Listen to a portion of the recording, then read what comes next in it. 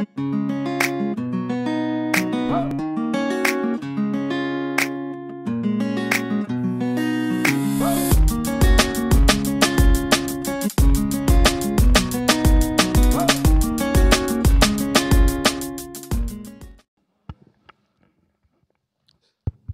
vais te donner, je ne vais pas parler, je ne vais pas citer les péchés parce que ce n'est pas l'objet de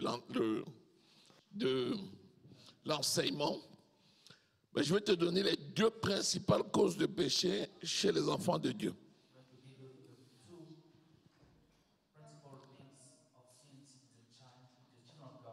Donc nous ne parlons pas des péchés, mais nous parlons des causes de péché. Chez les enfants de Dieu. La parole de Dieu nous dit qu'un enfant de Dieu ne pêche pas. Et qu'il ne peut même pas pécher. Parce que la nature du péché n'est pas en lui.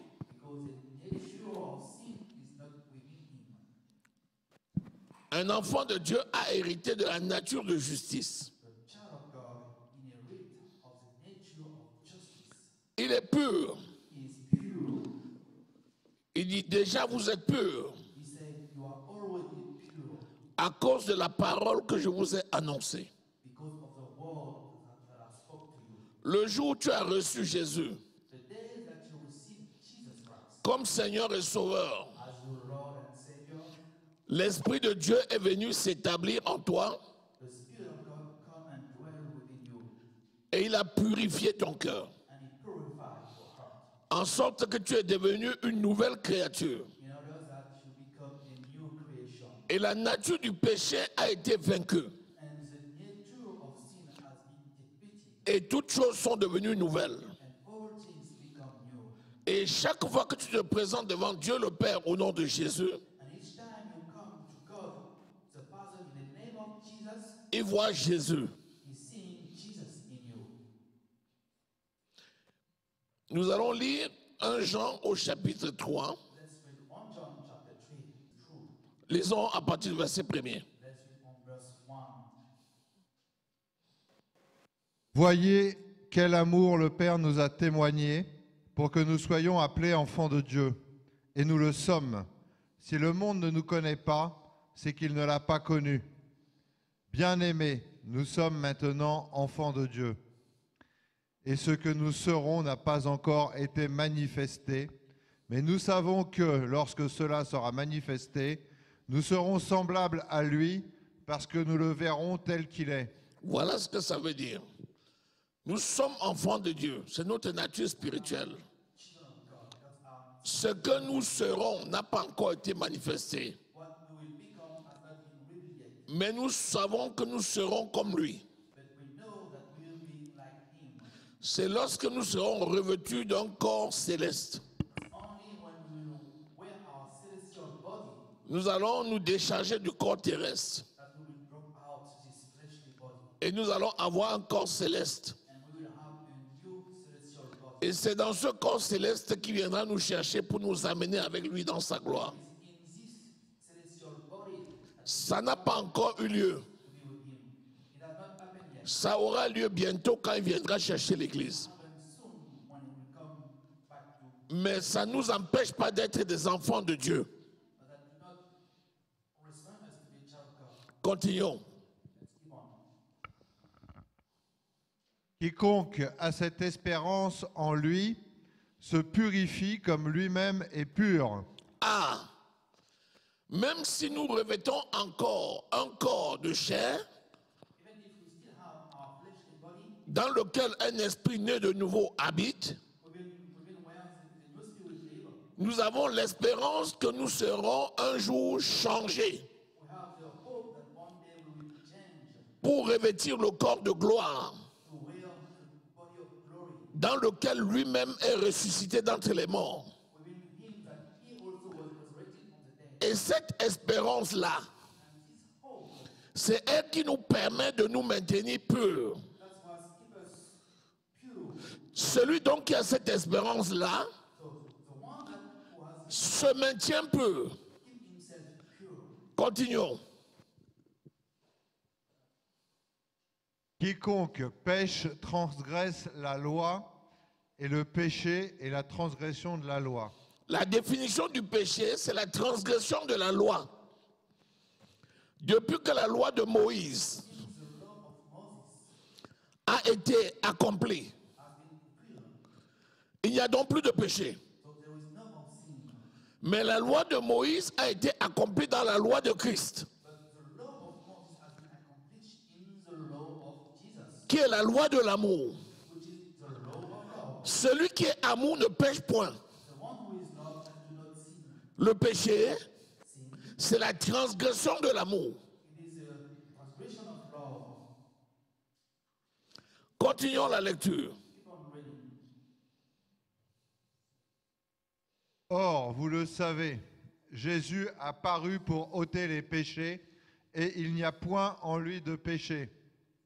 Quiconque demeure en lui ne pêche point, quiconque pêche ne l'a pas vu et ne l'a pas connu. Ah, voilà une affirmation. Il dit, si le péché est la transgression de la loi, Jésus est venu pour régler le problème du péché. Donc celui qui a Jésus ne peut pas pécher. Parce que la nature de Christ est en lui. Et c'est pour ça que Jésus a dit, tout est accompli. Continue la lecture. Petits enfants, que personne ne vous séduise. Celui qui pratique la justice est juste, comme lui-même est juste. Il nous a justifiés, donc nous sommes justes comme lui-même est juste. C'est-à-dire, nous sommes déclarés non coupables. Quand tu te présentes devant Dieu le Père,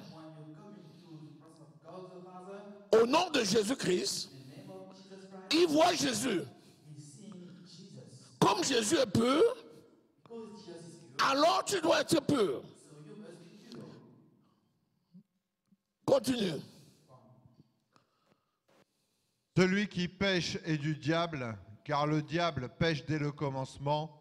Le Fils de Dieu apparut afin de détruire les œuvres du diable. Donc si Jésus a détruit les œuvres du diable, ça veut dire que celui qui lui appartient ne pêche plus. Puisque Jésus a détruit les œuvres du diable. Alléluia. Donc, est-ce qu'on peut vivre sans péché?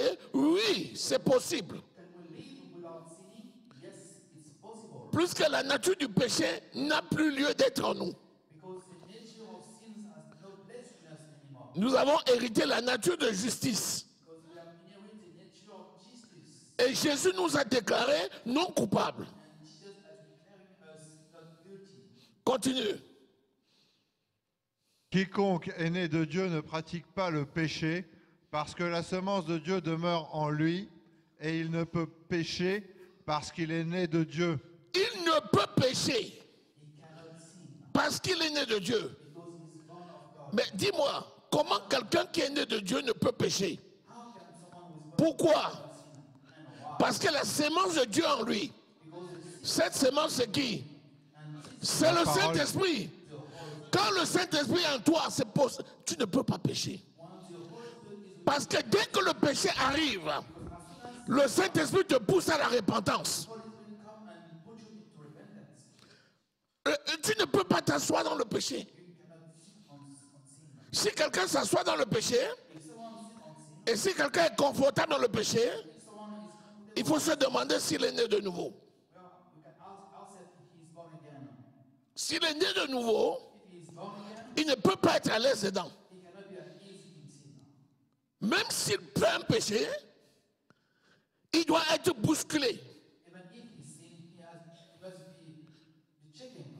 Alléluia. C'est pour ça que l'apôtre Jean dit carrément, la nature qui en lui n'est pas le péché, donc il ne peut pas pécher. Il est obligé de se repentir et d'abandonner. Est-ce que nous sommes là? Bien. Lisons Galates au chapitre 2, verset 20. Il nous explique pourquoi le péché n'a plus lieu d'être en nous.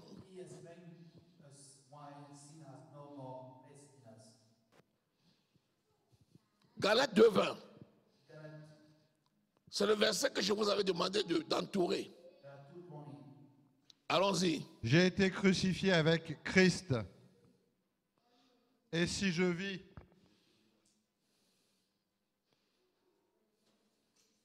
ce n'est plus moi qui vis, c'est Christ qui vit en moi. Si je vis maintenant dans la chair, je vis dans la foi au Fils de Dieu, qui m'a aimé et qui s'est livré lui-même pour moi. Si je vis encore dans la chair, je vis dans la foi du Fils de Dieu. En d'autres termes, je ne vis plus pour moi, c'est Christ qui vit en moi. Est-ce que c'est une vérité ça?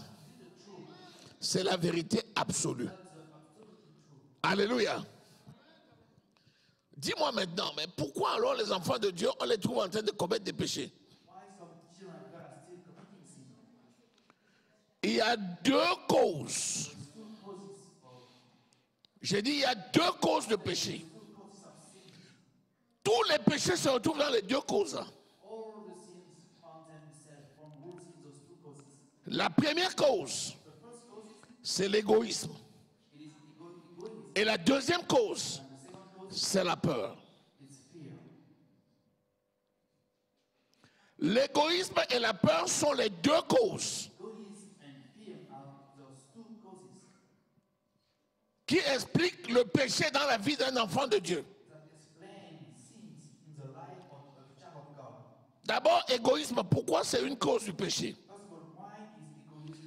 Parce que si je vis, ce n'est plus moi qui vis. C'est Christ qui vit en moi. Donc si je commence à chercher des choses pour moi,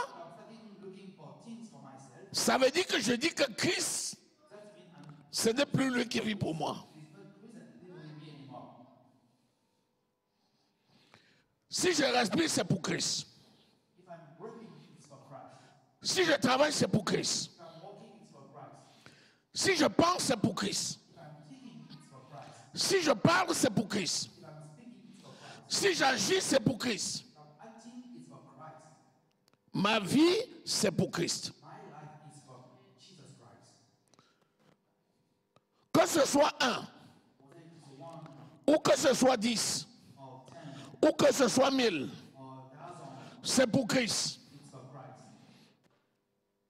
Si j'ai 1 franc, c'est pour Christ. Si j'ai 1 million de francs, c'est pour Christ. Si je gagne une âme, c'est pour Christ.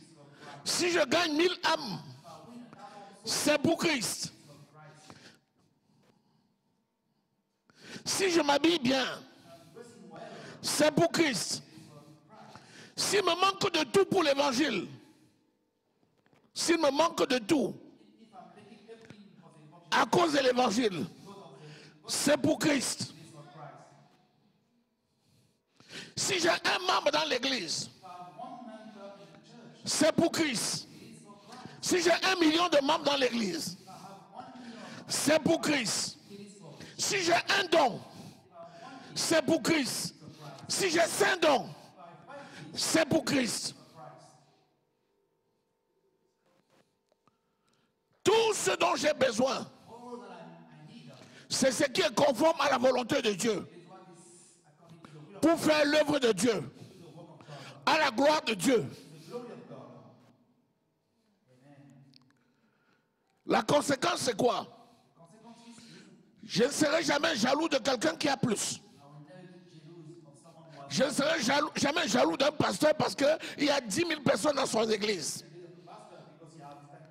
Je ne serai jamais jaloux d'un frère parce qu'il est saint don. Je ne serai jamais jaloux de quelqu'un parce qu'il a de belles chaussures. Je n'en ai pas. Est-ce que tu saisis? Est-ce que tu saisis quelque chose?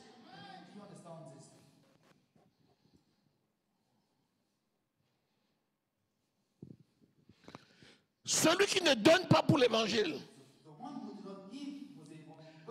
C'est parce qu'il veut accumuler. Pour lui. Pour lui. Pour ses enfants. Pour sa famille.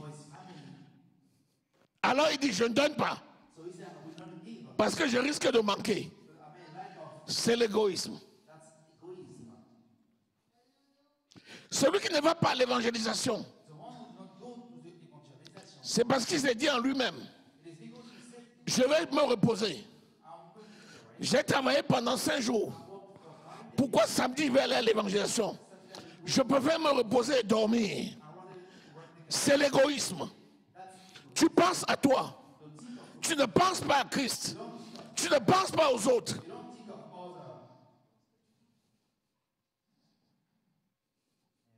Est-ce que c'est clair?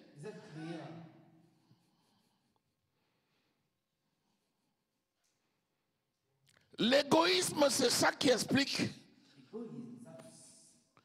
le péché. Marc au chapitre 8, verset 36-37. À quoi sert-il à un homme de gagner le monde s'il perd son âme?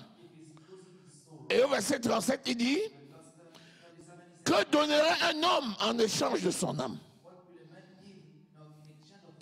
Qu'est-ce que ça veut dire? Ça veut dire que l'âme, c'est la plus importante. Ton salut en Christ, c'est le plus important. Et tu ne vas rien faire pour perdre ce salut. Il n'y a rien de si bon dans ce monde qui puisse expliquer que tu perds ton salut. Ton salut, c'est plus que tout. Si tu vis, c'est pour Christ. Tout ce que tu fais, c'est pour Christ. Tes diplômes, c'est pour Christ. Tes affaires, c'est pour Christ. Ta maison, c'est pour Christ. Tu ne vois que Christ dans tout ce que tu fais.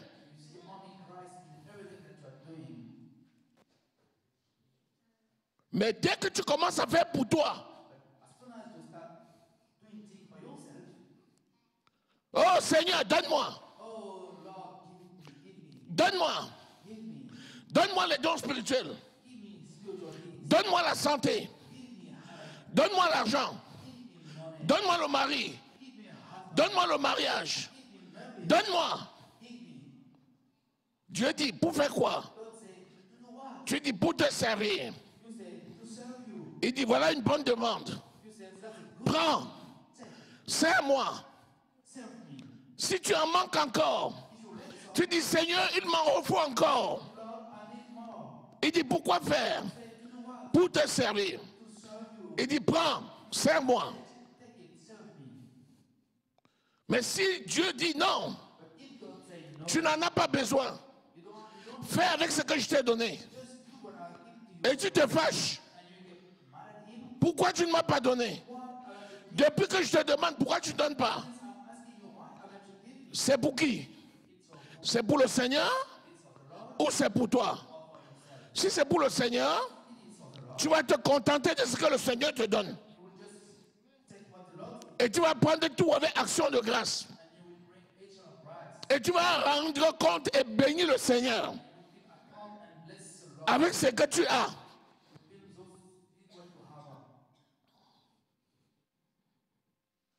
Dans le désert, certains sont nés dans le désert. Ils n'avaient rien d'autre que le peu qu'ils avaient sur eux. Ils ne se sont pas plaints. Ils n'ont pas demandé davantage à Dieu. Dieu a fait en sorte que leurs chaussures ne se sont pas usées. Leurs vêtements ne se sont pas déchirés. Ils sont nés dans le désert. Ils ont grandi dans le désert. Ils ont respecté Dieu. Et ils sont entrés dans la terre promise.